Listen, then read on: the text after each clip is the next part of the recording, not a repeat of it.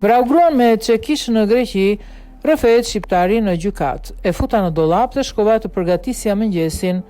Shqiptari Kastriotsenko ka rrëfyer para gjykatës greke krimin makabër që kreu në familjen e tij 2 vite më parë. Gjatë procesit gjyqësor, ndaj tij ai ka treguar se si vrau bashkëshorten Albatsenko, nënën e 2 fëmijëve, pas një sheri po i çonte drejt ndarjes dhe rrethanat e ngjarjes.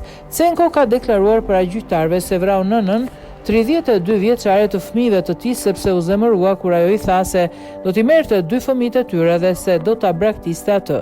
Ai e justifikoi fshehjen e trupit gruas në Papafingo të shtëpisë së tyre sepse nuk ishte normale, duke thënë se ishte një zgjedhje që e kishte menduar derisa t'i tregoi asaj çfarë kishte ndodhur.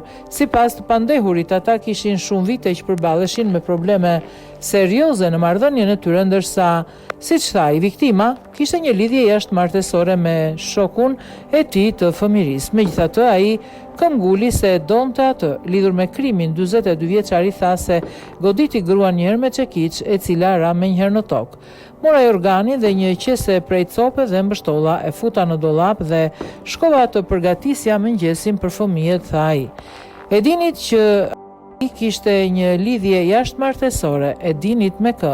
A mendua të divorcoheshit, konceptet e familjes, siç na thoni, kishin humbur, e ka pyetur gjyqtari.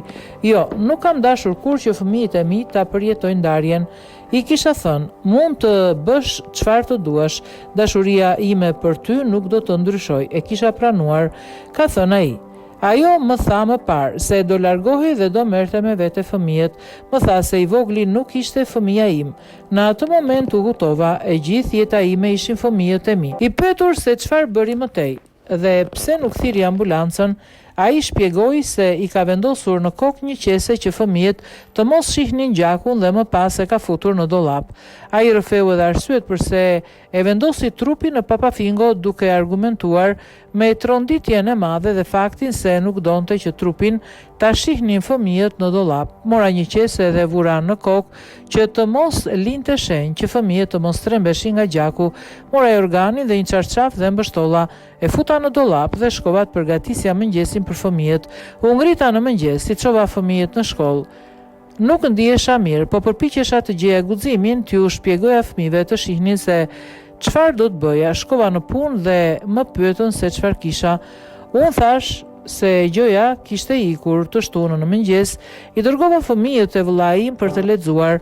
Mendova ta vendosja në Papafingo, por mendoja si t'ua tregoja të gjithëve, fëmijëve këtë po mendoja. Nuk isha normal, e vura në Papafingo, nuk mbaj mend. Nëse doja të zhdukesha, mundesha, por kur nuk mendova ta fshija, por ku do ta lija trupin? Në dollap që fëmijët të hapnin dhe të trembeshin, ishte një apartament i vogël, ka thënë ai.